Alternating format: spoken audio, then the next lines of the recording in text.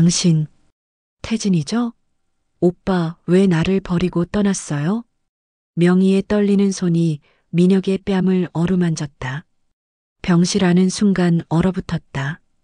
수진의 얼굴이 창백하게 질렸다. 시어머니가 남편을 죽은 시아버지로 착각하고 있었다. 어머니, 저 민혁이에요. 아들이요. 무슨 소리야? 당신이 내 남편 강태진이잖아. 우리 결혼식 올린 지 얼마나 됐다고. 의사가 조용히 복도로 수진을 불러냈다. 보호자분, 환자가 교통사고 후유 중으로 심각한 기억 장애를 겪고 있습니다. 현재 본인이 20대라고 믿고 있어요. 시간이 필요합니다. 안녕하세요. 보고는 이야기입니다. 오늘도 방문해 주셔서 정말 감사합니다. 이야기가 시작됩니다. 구독과 좋아요 부탁드려요. 감사합니다. 3주 전 수진은 명동 한복판을 걷고 있었다. 명품 쇼핑백을 든 명희와 마주쳤을 때 시어머니의 표정은 차가웠다. 수진 씨, 아직도 내 아들 옆에 있을 거예요? 당신 같은 여자는 우리 집안에 어울리지 않아요. 어머님, 저는 민혁 씨를 진심으로 사랑합니다. 사랑? 명희가 비웃었다. 돈을 사랑하는 거겠죠. 내가 살아있는 한 당신은 한 푼도 못 가져가요. 그날 밤 수지는 처음으로 무서운 생각을 했다. 만약 시어머니가 사라진다면? 수지는 고개를 세차게 저었다. 자신이 이런 생각을 하다니. 다음 날 명희는 박 사장에게 전화했다. 사장님, 다음 주 금요일 저녁 8시 강남대교 근처에서 제 차를 들이받아요. 크게 다치지 않을 정도로만. 그리고 블랙박스는 당연히 꺼놓고요. 사모님, 정말 이러셔야 합니까? 며느리년이 나를 어떻게든 제거하려고 할 거예요. 내가 먼저 움직여야죠. 기억상실 연기하면서 민혁이와 전연을 갈라놓을 겁니다. 명희는 일주일 전 우연히 수진의 노트북을 본 적이 있었다. 시어머니 교통사고 위장 방법이라는 검색 기록.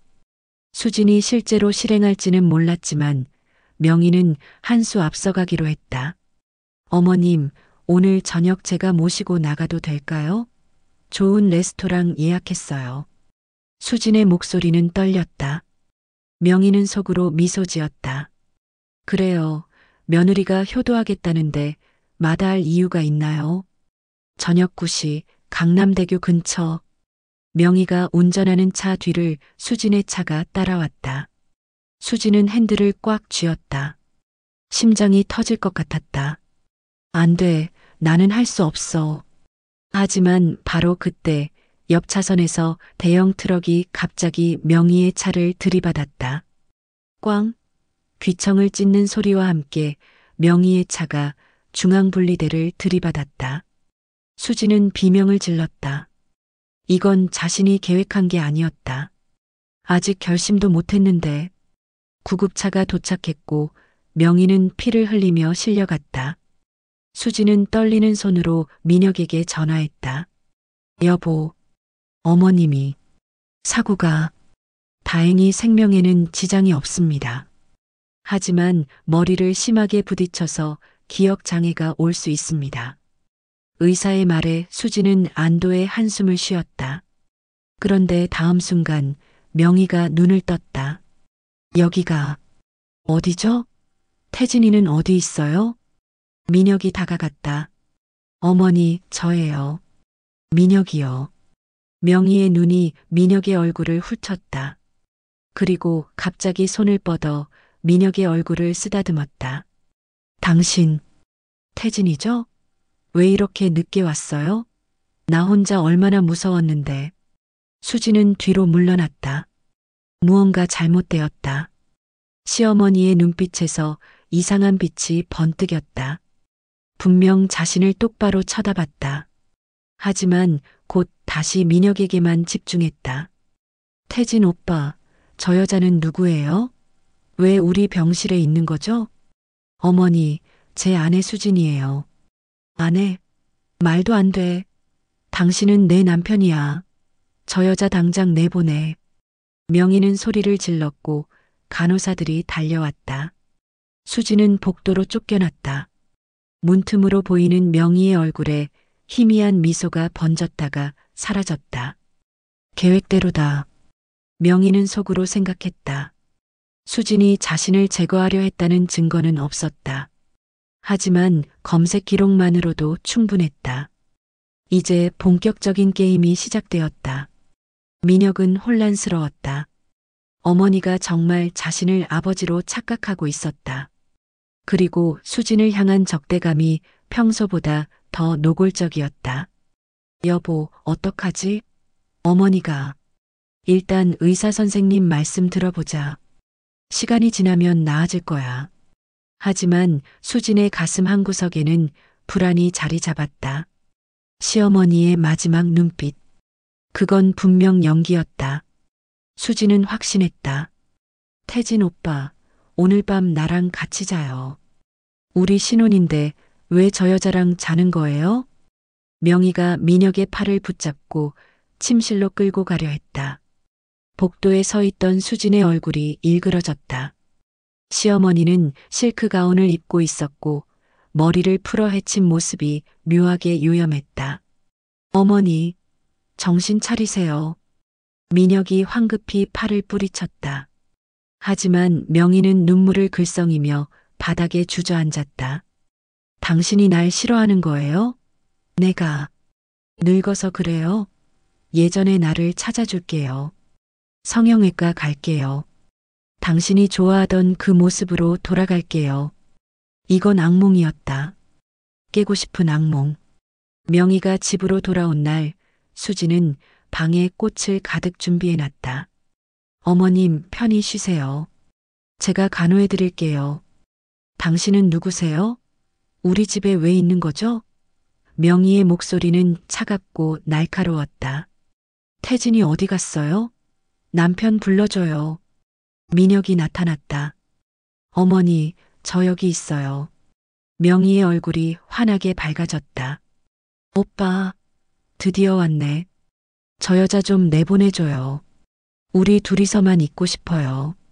어머니, 수지는 제 아내고 여기 안주인이에요. 안주인? 말도 안 돼. 명희가 꽃병을 집어 던졌다. 꽃병은 수진의 발 앞에서 산산조각 났다. 내가 이 집 안주인이야. 태진이 내 남편이고. 수진은 떨리는 손으로 깨진 유리 조각을 주었다. 민혁이 다가와 말리려 했지만 명희가 먼저 민혁의 팔을 잡았다. 오빠, 나 무서워. 저 여자가 우리를 떼어놓으려고 해. 그날 밤 수진은 민혁과 처음으로 크게 싸웠다. 당신 어머니 저렇게 나오는데 왜 가만히 있어요? 나보고 어떻게 하라는 거예요? 어머니가 아프잖아. 기억을 잃으셨다고. 조금만 참아줘. 참으라고? 당신 어머니가 당신을 남편이라고 생각한다고요. 이게 정상이에요? 민혁은 대답하지 못했다. 그도 혼란스러웠다. 어머니가 자신을 쳐다보는 눈빛이 너무 이상했다. 마치 정말로 사랑하는 남자를 보는 것 같았다. 명희의 행동은 점점 더 심해졌다. 아침마다 민혁의 방문 앞에서 잠옷 차림으로 기다렸고 회사에 출근하는 민혁에게 볼에 키스를 하려고 했다. 오빠, 오늘 일찍 들어와요. 저녁 준비할게요. 당신이 좋아하는 갈비찜. 수지는 부엌에서 그 모습을 지켜봤다. 손에 쥔 칼이 덜덜 떨렸다. 시어머니가 자신의 남편에게 애교를 부리는 모습. 구역질이 났다. 한편 명희는 밤마다 박 사장에게 문자를 보냈다. 완벽하게 진행되고 있어요. 며느리년 곧 무너질 겁니다. 사모님, 너무 과하신 거 아닙니까? 이러다 정말 문제 생기면. 걱정 마요. 나는 연기하는 거고 아무도 증명할 수 없어요. 의사도 내가 정말 기억을 잃었다고 믿고 있잖아요. 명희는 사실 병원에서도 완벽하게 연기했다. 의사 앞에서는 진짜로 혼란스러워하는 환자처럼 행동했다. 20대 때의 기억만 또렷하고 그 이유는 전부 사라졌다는 식으로. 의사 선생님, 제 나이가 진짜 55세예요? 거울을 봤는데 믿을 수가 없어요. 저는 겨우 25살인데. 의사는 고개를 끄덕였다. 외상 후 기억상실증의 전형적인 증상입니다. 시간이 지나면 회복될 수 있습니다. 하지만 명희는 회복할 생각이 없었다. 최소 6개월은 이 상태를 유지할 계획이었다. 그때쯤이면 수진이 견디다 못해 이혼을 요구할 것이다. 수진 씨, 당신 우리 집에서 뭐 하는 사람이에요? 명희는 수진을 집안 가정부 취급하기 시작했다. 아침 6시에 깨워서 식사를 준비하게 하고 밤 늦게까지 청소를 시켰다. 어머님, 저도 내일 회사 가야 해요. 회사? 당신이 무슨 회사를 다녀요? 태진이 아내인 내가 허락 안 했는데. 명희는 태연하게 말했다. 그리고 이 집에 빌부터 사는 주제의 회사는 무슨 회사예요? 집안일이나 제대로 해요. 수지는 참았다. 하지만 한계가 있었다. 어느 날 밤 명희가 수진의 옷장을 뒤지고 있었다. 뭐 하시는 거예요? 내 옷 찾는 중이에요. 이 집이 내 집인데 내 옷이 왜 없어요? 아, 당신이 내 옷을 입고 다니는 거구나. 이건 제 옷이에요. 거짓말. 도둑년. 명희가 수진의 뺨을 때렸다. 따기 소리가 방 안에 울렸다. 수진은 뺨을 감싸쥐고 명희를 노려봤다. 그 순간 명희의 눈에서 차가운 이성이 번뜩였다. 분명히 봤다. 시어머니는 정신이 멀쩡했다. 당신, 연기하는 거죠? 명희는 당황한 표정을 지었다. 무슨 소리예요? 미쳤어요? 이 모든 게 연기예요. 기억을 잃은 척하면서 저를 괴롭히는 거잖아요. 제정신이에요? 내가 왜 그런 짓을 해요? 바로 그때 민혁이 들어왔다. 무슨 일이야? 여보, 시어머니가 저를 때렸어요. 민혁은 어머니를 봤다. 명희는 눈물을 흘리고 있었다. 민혁아, 아니, 태진 오빠. 저 여자가 나한테 이상한 소리를 해요. 내가 연기한다고, 거짓말쟁이라고. 난 진짜 기억이 안 나는데. 민혁은 수진을 봤다. 여보, 어머니가 아픈 사람이야. 왜 이래? 나는 진짜 봤어요. 어머니 눈빛이 멀쩡했다고요. 수진, 당신 너무 스트레스 받아서 그래. 좀 쉬어. 수진은 허탈하게 웃었다. 남편도 자신을 믿지 않았다. 명희는 수진을 향해 슬픈 표정을 지었지만 민혁이 볼 수 없는 각도에서는 입꼬리를 살짝 올렸다. 게임은 이제 시작이었다. 수진아, 너 완전 피폐해 보여. 지우는 카페에서 수진을 마주하고 깜짝 놀랐다. 수진은 3주 만에 5kg이 빠져 있었다. 시어머니가 날 미치게 만들어. 수진은 모든 이야기를 털어놨다. 지우는 심각한 표정으로 들었다. 잠깐, 너 설마 시어머니 사고를 정말로 계획했던 거야? 수진은 고개를 끄덕였다. 계획만 했어. 실행은 안 했는데. 그날 정말 사고가 났어. 내가 한 게 아닌데도 마치 내가 한 것처럼 느껴져. 그리고 시어머니가 기억을 잃은 척하면서 너를 괴롭힌다고 생각하는 거지? 응. 분명히 연기야. 나를 미치게 만들어서 이혼하게 만들려는 거야. 지우는 한참을 생각하더니 말했다. 증거가 필요해. 시어머니가 멀쩡하다는 증거. 몰카라도 찍어야 돼. 하지만 어떻게? 내가 도와줄게. 일단 내 검색 기록부터 지워. 그게 시어머니한테 발각됐을 수도 있어. 수지는 몰랐다. 이미 늦었다는 것을. 이혼해요. 당장 이혼. 명희가 거실에서 소리를 질렀다. 손에는 칼이 들려 있었다. 어머니, 칼 내려놓으세요. 싫어. 저 여자 때문에 당신이랑 행복할 수가 없어. 저 여자가 사라지든지 아니면 내가 죽든지 둘 중 하나야. 명희가 칼을 자신의 목에 갖다 댔다. 수지는 숨이 막혔다. 시어머니가 진짜로 미쳤는지 아니면 이것도 연기인지 알 수 없었다. 하지만 칼날은 진짜였다. 알겠어요. 이혼할게요. 이혼하면 되잖아요. 수진이 소리쳤다. 명희의 입가에 미소가 번졌다. 칼을 천천히 내렸다. 정말 이혼해 줄 거야? 상황은 더욱 악화되었다. 명희는 민혁의 방에 들어가 자려고 했고 수진이 말리면 자해 소동을 벌였다. 내가 남편이랑 한 방에서 자는 게 뭐가 잘못됐어요? 저 여자가 이상한 거잖아요. 119가 3번이나 출동했다. 이웃들이 수군거렸다. 강 회장 댁에서 무슨 일이 있나 봐. 며느리가 시어머니 학대한대. 수지는 억울했다. 자신이 피해자인데 오히려 가해자 취급을 받았다. 민혁은 점점 지쳐갔다. 여보, 우리 잠시 떨어져 있는 게 어때? 그게 무슨 소리야? 어머니 상태가 좋아질 때까지 일시적으로 별거를 나한테 집에서 나가라고? 수지는 믿을 수 없다는 표정을 지었다. 그게 아니라 내가 어머니랑 다른 곳에서 싫어. 절대 안 돼. 여보, 나 혼자 두고 가지 마. 하지만 민혁은 이미 결정한 듯 했다. 다음 날 그는 명희를 모시고 펜트하우스로 이사했다. 수지는 원래 집에 홀로 남겨졌다. 수진아, 이건 심각해. 시어머니가 아들을 완전히 격리시킨 거야. 어떡하지? 민혁이 전화도 잘 안 받아. 일단 변호사로서 조언하는 건데 재산 보호부터 해야 해. 너 결혼할 때 재산 분할 계약서 썼어? 아니. 시어머니가 반대했어. 사랑하면 그런 거 필요 없다고. 지우는 한숨을 쉬었다. 최악이네. 지금 이혼하면 너 한 푼도 못 받아. 재산이 전부 시어머니 명의거든.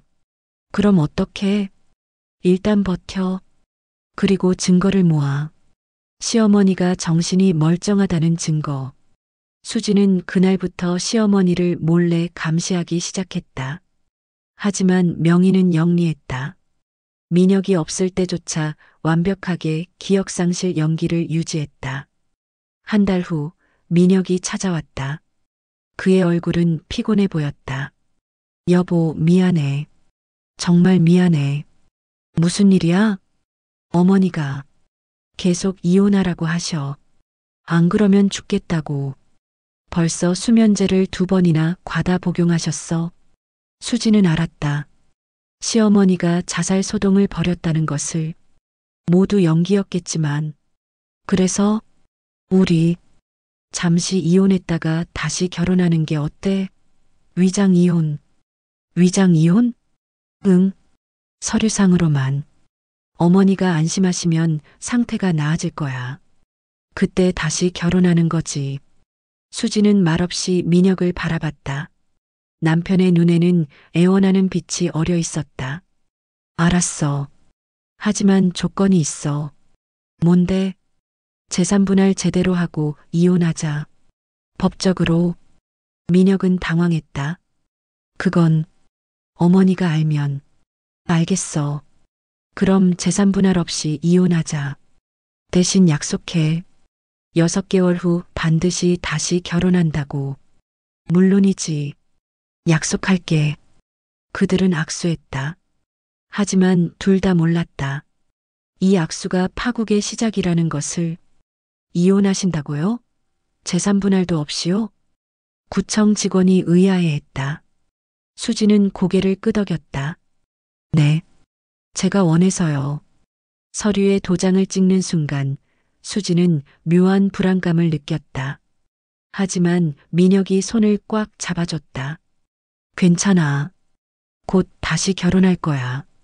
그날 저녁 명희는 박 사장과 샴페인을 마셨다.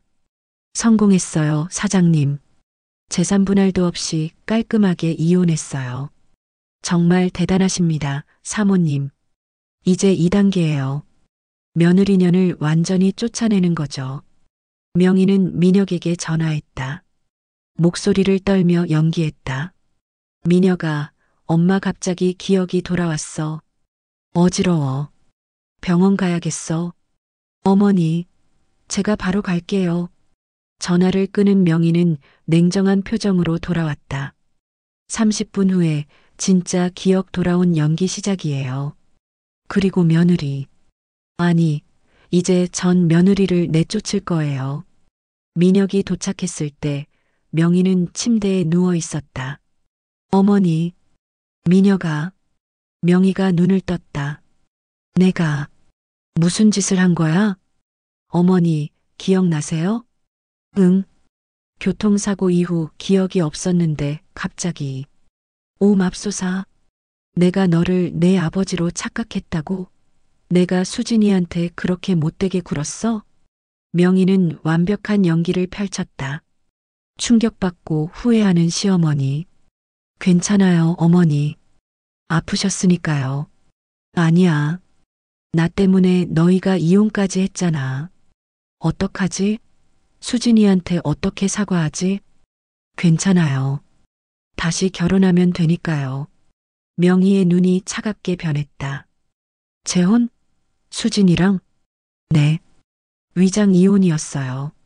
6개월 후 다시 결혼하기로 했어요. 안 돼. 네. 그 여자랑 재혼은 안 돼. 명희는 민혁의 손을 꽉 잡았다. 내가 아팠을 때 꿈을 꿨어. 내 아버지가 나타나서 그러더라. 수진이가 너를 해칠 거라고.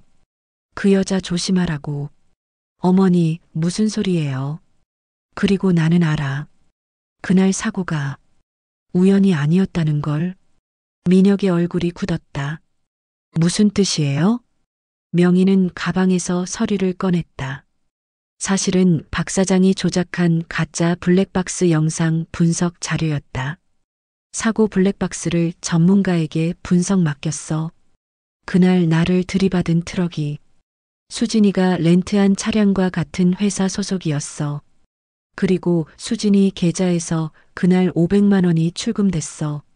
설마 수진이가 나를 죽이려고 했어. 기억상실 때문에 기억 못했는데 이제 확실해. 민혁은 고개를 저었다. 아니에요. 수진이는 그럴 사람이 아니에요. 그럼 직접 물어봐. 그날 왜 내 뒤를 따라왔는지. 그리고 노트북 검색 기록을 확인해봐. 교통사고 위장 방법이라고 검색한 게 나올 거야. 민혁은 떨리는 손으로 수진에게 전화했다. 여보, 어머니 기억 돌아오셨어. 정말? 다행이다. 근데 물어볼 게 있어. 사고 당일 너 왜 어머니 뒤를 따라갔어? 전화 너머로 침묵이 흘렀다. 그리고 노트북에 교통사고 위장 방법을 검색한 적 있어? 여보, 내 말 들어봐. 그건 대답만 해. 검색했어, 안 했어? 했어. 하지만 실행한 건 아니야. 민혁은 전화를 끊었다. 머리가 복잡했다. 아내가 정말로 어머니를 해치려 했던 걸까? 수지는 당황해서 민혁에게 다시 전화했지만 받지 않았다. 지우에게 다급히 전화했다. 지우야, 큰일 났어. 시어머니가 기억 돌아왔다는데. 잠깐, 뭔가 이상해. 타이밍이 너무 완벽하잖아. 이혼하자마자 기억이 돌아온다고? 그럼 이것도 연기라는 거야? 그럴 가능성이 높아. 이제 너를 완전히 쫓아내려는 거지. 재산도 없이. 수지는 무릎이 꺾였다. 자신이 얼마나 철저하게 당했는지 깨달았다. 다음 날 명희는 원래 집으로 찾아왔다. 수진이 문을 열자 차가운 미소를 지었다. 수진 씨, 아니, 이제 남이니까 존댓말 할 필요도 없겠네요. 어머님, 짐 싸세요. 오늘 안으로 나가세요. 여기 제 집이에요. 제 이름으로 된. 아니에요. 명희는 서류를 던졌다. 이 집은 제 소유예요. 원래부터 제 명의였어요. 당신은 단지 며느리라서 살았던 거고. 수지는 서류를 확인했다. 정말이었다. 집은 시어머니 명의였다. 이혼했으니 나갈 권리도 의무도 생겼어요. 아, 그리고 민혁이한테는 연락하지 마세요. 당신이 나를 죽이려 했다는 거 다 알고 있으니까. 전 안 했어요. 그건 시어머니가. 증거 있어요? 블랙박스는 제가 가지고 있고 검색 기록도 있어요. 당신이 살인 미수를 계획했다는 증거만 있는 거죠. 수지는 말문이 막혔다. 시어머니가 모든 것을 계획했다는 걸 증명할 방법이 없었다.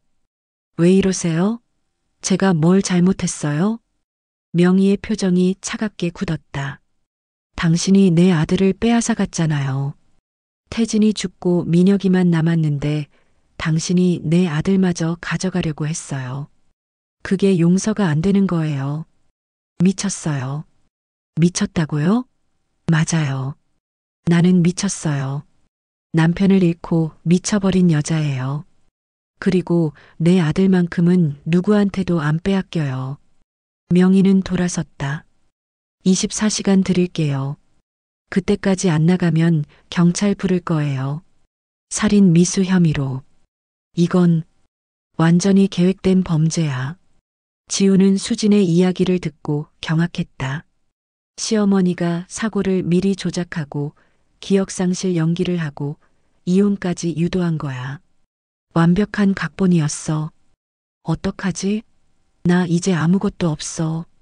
일단 민혁이를 만나봐야 해. 진실을 말해야 돼. 하지만 민혁은 만나주지 않았다. 명희가 철저하게 차단했다. 수지는 결국 집을 나왔다. 가방 하나에 옷 몇 벌. 3년간의 결혼 생활이 이렇게 끝났다. 고시원 방에 짐을 풀며 수지는 거울을 봤다. 초췌한 얼굴. 하지만 눈빛만큼은 예전과 달랐다. 지지 않을 거야. 반드시 진실을 밝혀낼 거야. 사모님, 이거 심각합니다. 박 사장의 얼굴이 창백했다.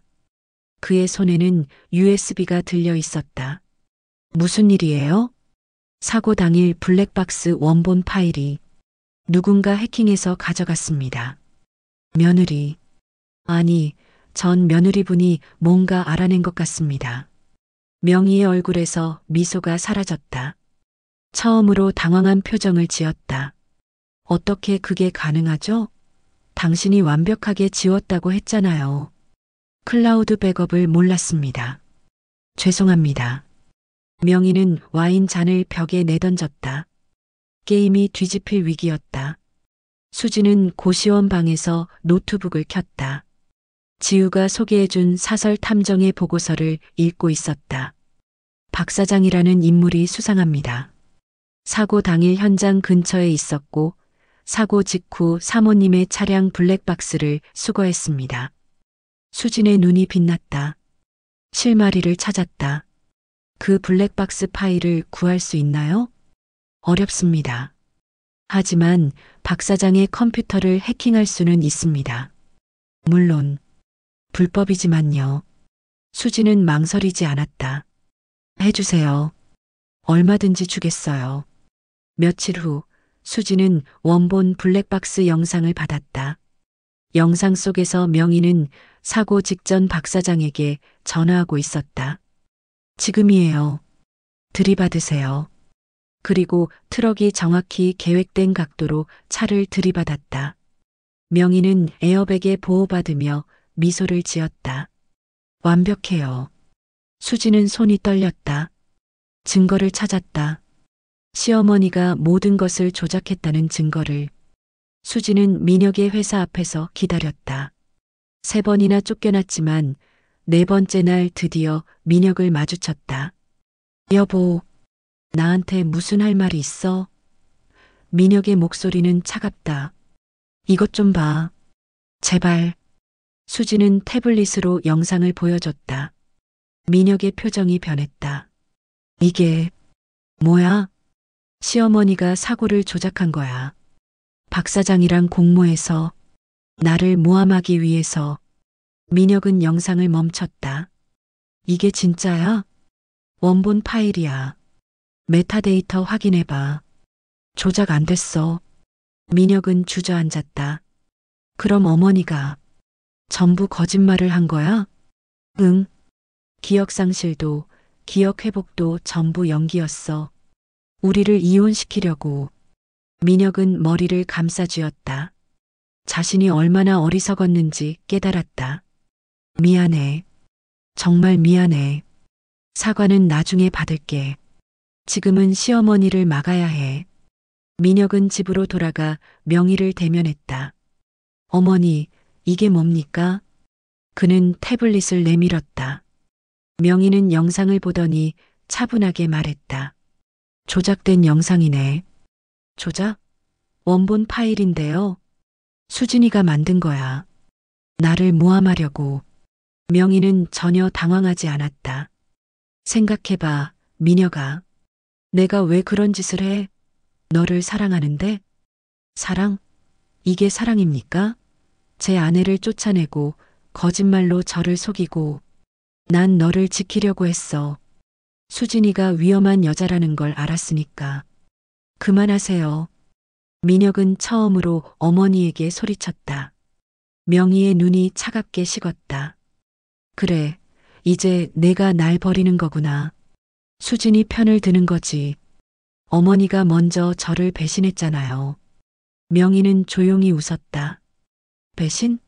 내가 너한테 뭘 해줬는데? 낳아주고 키워주고 아버지 재산 다 물려주고. 그런데 고작 며느리 하나 때문에 날 버려? 어머니. 좋아. 가. 수진이한테 가. 하지만 명심해. 내가 받은 모든 재산, 모든 것이 내 것이야. 언제든지 뺏을 수 있어. 민혁은 말없이 집을 나왔다. 명희는 창밖을 바라보며 혼잣말했다. 멍청한 자식. 아직 내가 얼마나 무서운지 모르는구나. 지우는 변호사 사무실에서 두 사람을 만났다. 솔직히 말할게. 이기기 어려워. 왜요? 증거가 있잖아요. 증거는 있는데 시어머니 측에서 영상 조작이라고 주장하면 법정에서 오래 걸려. 그리고 그 사이에 재산을 다 빼돌릴 수 있어. 명희 씨 명의 재산이 워낙 많고 해외 계좌도 여러 개야. 추적하기 어려워. 수지는 한숨을 쉬었다. 그럼 방법이 없는 거예요? 한 가지 방법이 있어. 박 사장을 포섭하는 거야. 그 사람이 증인으로 나서면 게임 끝이야. 어떻게? 면책 특권을 제한하는 거지. 자백하면 처벌 안 받는다고. 수진과 민혁은 박 사장을 찾아갔다. 그는 작은 아파트에 혼자 살고 있었다. 무슨 일이세요? 사장님, 우리는 당신을 고소하려는 게 아니에요. 수진이 조심스럽게 말했다. 다만 진실이 알고 싶어요. 왜 시어머니를 도왔는지. 박 사장은 한참을 망설이다가 입을 열었다. 사모님이 제 딸 치료비를 대주셨습니다. 백혈병이었어요. 5년 전. 그래서 은혜를 갚으려고. 처음엔 그랬습니다. 하지만 점점 이상했어요. 사모님이 도를 넘었어요. 처음엔 단순한 사고 연출인 줄 알았는데 며느님을 완전히 파멸시키려는 거더군요. 박 사장은 고개를 숙였다. 죄송합니다. 제가 약해서 증언해 주시겠어요? 법정에서. 박 사장은 고개를 끄덕였다. 네. 더 이상은 못하겠습니다. 하지만 명희도 가만히 있지 않았다. 박 사장이 배신한 것을 알고 즉시 움직였다. 변호사님, 박 사장을 고소해 주세요. 공갈 협박으로. 무슨 근거로요? 저 사람이 저한테 계속 돈을 요구했어요. 안 주면 거짓 증언하겠다고 협박했고요. 명희는 조작된 문자 메시지와 녹음 파일을 제출했다. 전문가가 만든 완벽한 가짜였다. 박 사장은 오히려 피의자가 되었다. 경찰서에 소환되었고 수진과 민혁은 핵심 증인을 잃었다. 이런. 시어머니가 한 수 위네. 지우는 좌절했다. 이 여자 보통이 아니야. 모든 수를 다 예상하고 대비했어. 그날 밤 수지는 잠을 이루지 못했다. 뭔가 놓친 게 있는 것 같았다. 시어머니는 완벽주의자야. 모든 걸 통제하려고 해. 그럼 반드시 기록이 있을 거야. 수지는 벌떡 일어났다. 일기장? 뭐? 시어머니가 일기를 쓴다고 했어요. 매일 밤. 민혁 씨, 어머니 서재에 일기장 있죠? 아, 있긴 한데 어떻게 들어가요? 어머니가 절대 허락 안 하실 텐데. 허락 받지 말고 몰래 가져와요. 그건 불법이야. 지금 그게 문제예요? 어머니가 한 짓에 비하면 아무것도 아니에요. 민혁은 결심했다. 다음 날 명희가 외출한 사이 서재에 들어갔다. 책장 뒤 금고에서 일기장을 꺼냈다. 일기장을 펼치자 섬뜩한 내용들이 적혀 있었다. 2024년 9월 15일. 수진이의 노트북에서 검색 기록을 발견했다. 이걸 이용하면 전현을 완벽하게 제거할 수 있다. 2024년 9월 20일. 박 사장과 사고 계획 완료. 교통사고 후 기억상실 연기를 6개월간 유지할 것. 그 사이 민혁이와 전현을 이혼시킨다. 2024년 10월 5일. 오늘 사고 성공. 완벽했다. 이제 게임 시작이다. 민혁은 손이 떨렸다. 어머니가 적은 글씨 하나하나가 칼처럼 마음을 찔렀다. 마지막 페이지에는 이렇게 적혀 있었다. 민혁아, 미안하다. 하지만 엄마는 너를 너무 사랑해서 그랬어. 너를 빼앗길 수 없었어. 아빠를 잃고 너마저 잃으면 나는 살 수 없으니까. 어머니, 이게 다 무슨 짓입니까? 민혁이 일기장을 던졌다. 일기장은 명희의 발 앞에 떨어졌다. 명희는 일기장을 집어들고 천천히 펼쳐봤다. 그리고 조용히 웃었다. 찾았구나. 엄마가 숨긴 마지막 비밀을. 마지막 비밀? 어머니, 정신 차리세요. 이건 범죄예요. 범죄? 명희의 눈에 눈물이 고였다. 사랑이 범죄야? 내 아들을 지키려는 게 범죄란 말이야? 이게 사랑이라고 생각하세요? 명희는 소파에 앉으며 말했다. 앉아라. 엄마가 왜 이랬는지 설명해 줄게. 내 아버지가 돌아가신 날을 기억하니? 명희는 창밖을 바라보며 말했다. 심장마비였죠. 아니야. 자살이었어. 민혁은 충격을 받았다. 뭐라고요? 내 아버지는 다른 여자가 있었어. 회사 비서였지.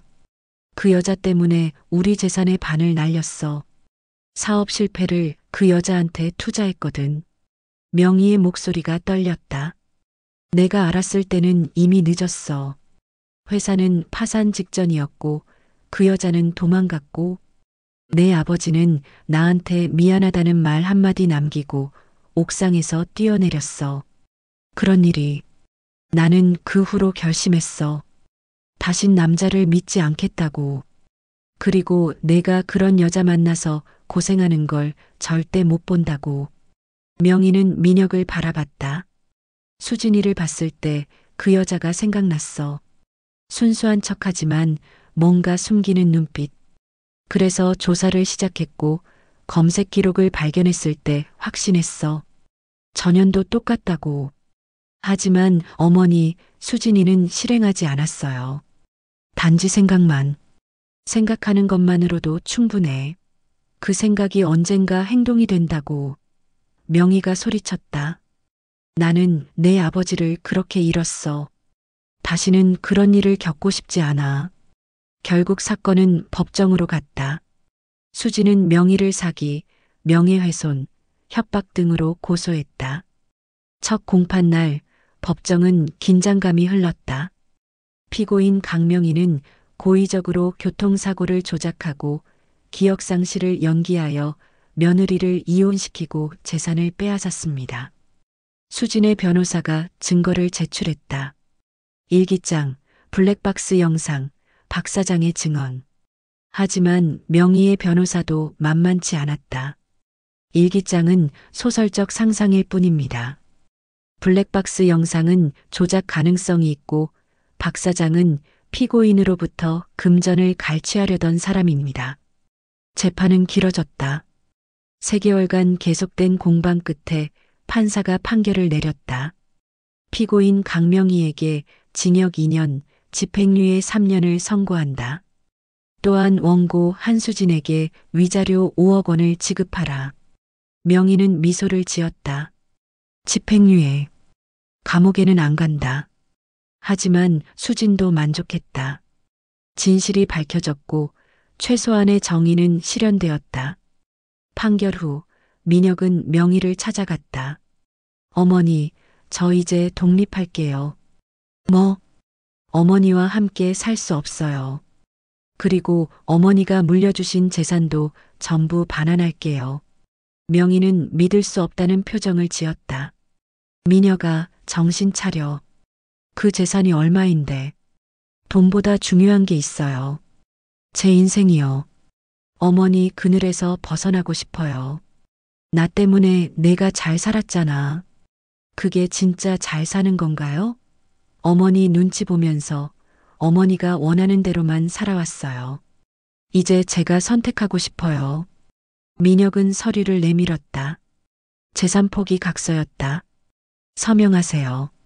그럼 저도 자유, 어머니도 원하시던 대로 전부 가지실 수 있잖아요. 명희의 손이 떨렸다. 재산을 지키려고 모든 걸 했는데 정작 아들을 잃게 되는 건가? 민혁아. 안녕히 계세요, 어머니. 민혁은 돌아섰다. 명희는 그의 뒷모습을 바라보며 주저앉았다. 텅 빈 집에 혼자 남겨졌다. 민혁은 수진의 고시원을 찾아갔다. 문을 두드리자 수진이 놀란 얼굴로 나왔다. 무슨 일이에요? 미안해. 정말 미안해. 민혁은 무릎을 꿇었다. 내가 너무 어리석었어. 당신을 의심하고 어머니 편만 들고. 일어나세요. 나 다시 시작할 수 있을까? 당신이랑. 이번엔 제대로. 수진은 한참을 민혁을 바라봤다. 그의 눈에는 진심이 담겨 있었다. 민혁 씨, 솔직히 말할게요. 저도 잘못했어요. 뭐? 시어머니를 해치려고 생각했던 건 사실이에요. 실행은 안 했지만 그런 생각을 했다는 것 자체가 잘못이었죠. 수지는 고개를 숙였다. 저도 변했어요. 돈과 안락함에 취해서 사람 생각을 하려고 했어요. 시어머니만큼은 아니지만 저도 나쁜 마음을 품었어요. 수진. 그래서 우리 다시 시작하려면 진짜로 처음부터 시작해야 해요. 서로에 대한 믿음부터. 민혁은 고개를 끄덕였다. 알았어. 시간 들여서 천천히. 그리고 한 가지 더. 시어머니랑 관계 회복하세요. 뭐? 어머니랑? 어머니가 잘못하신 건 맞아요. 하지만 그분도 상처받은 사람이에요. 남편을 잃고 배신당하고 그 트라우마가 저렇게 만든 거예요.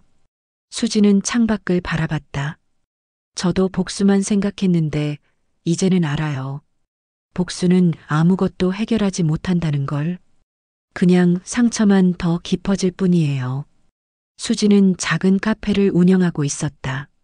민혁과는 천천히 관계를 회복하며 다시 연애하는 중이었다. 어느 날 카페 문이 열리고 명희가 들어왔다. 수지는 놀랐지만 차분하게 맞이했다. 어서 오세요. 명희는 어색하게 서 있었다. 예전의 당당함은 없었다. 야윈 얼굴에 지친 기색이 역력했다. 앉으세요. 뭐 드릴까요? 아메리카노. 주세요. 수지는 커피를 내렸다. 명희는 한참을 망설이다가 입을 열었다. 미안해요. 네, 내가 너무 심했어요. 당신을 사람으로 보지 않았어요. 그저 내 아들을 빼앗아가는 존재로만 봤죠. 명희의 눈에 눈물이 맺혔다. 남편을 잃고 나서 나는 변했어요. 모든 여자가 배신자로 보였고 아들만 지키면 된다고 생각했어요. 하지만 아들도 잃었어요. 재산은 다 있는데 곁엔 아무도 없어요. 내가 지키려던 게 뭐였는지 모르겠어요. 수지는 명희 앞에 커피를 놓았다. 어머님, 저도 미안해요. 어머님을 해치려고 생각했던 거. 그게 출발점이었죠. 아니에요. 내가 먼저 당신을 괴롭혔어요. 처음부터. 두 사람은 한참을 말없이 앉아 있었다. 카페에는 잔잔한 음악이 흘렀다. 어머님, 민혁 씨 만나세요. 민혁이가 나를 만나줄까요? 제가 설득할게요. 시간이 걸리겠지만 가족은 가족이니까요. 명희는 처음으로 진심 어린 미소를 지었다. 고마워요. 민혁의 새 아파트에 세 사람이 모였다. 어색했지만 그래도 함께 있었다. 케이크 자를까요? 수진이 물었다. 민혁과 명희가 고개를 끄덕였다. 케이크를 나눠 먹으며 명희가 말했다. 민혁아, 나 상담받기 시작했어. 정말요? 응. 심리 상담. 내가 왜 이렇게 됐는지 이해하고 싶어서. 그리고 변하고 싶어. 민혁은 어머니의 손을 잡았다. 잘하셨어요, 어머니. 명희는 수진을 봤다. 수진 씨도 상담 받는다며? 네. 부부 상담이요. 민혁 씨랑 같이. 그래. 우리 모두 치유가 필요했나 봐. 명희는 가방에서 봉투를 꺼냈다. 이건 위자료 외에 내가 추가로 주고 싶은 거야. 받아줘. 어머님 괜찮아요. 아니야. 받아. 내 사과의 표시야. 그리고 명희는 심호흡을 했다. 너희 결혼할 때 축의금으로 줄게. 수진과 민혁은 서로를 바라봤다. 아직 결혼 계획은 나는 기다릴 수 있어. 언제든지. 이번엔 제대로 축복해주고 싶어. 명희의 목소리가 떨렸다. 엄마 자격은 없지만 그래도 축복해주고 싶어. 진심으로. 2년 후 수진과 민혁은 작은 결혼식을 올렸다. 하객은 많지 않았지만 모두 진심으로 축하해주는 사람들이었다. 명희는 앞자리에 앉아 눈물을 흘렸다. 이번엔 조작된 눈물이 아니었다. 진짜 눈물이었다. 사랑합니다. 신랑 신부의 선서가 끝나고 모두가 박수를 쳤다. 피로 연장해서 명희는 수진에게 다가갔다. 예쁘다. 정말 예뻐. 고마워요, 어머니. 내가 처음부터 이렇게 대했으면 우리 모두 행복했을 텐데. 지난 일이에요. 이제 앞을 봐요. 명희는 고개를 끄덕였다. 그리고 조용히 물었다. 나 할머니 되어도 될까? 수지는 웃으며 명희의 손을 잡았다. 당연하죠. 좋은 할머니 되세요.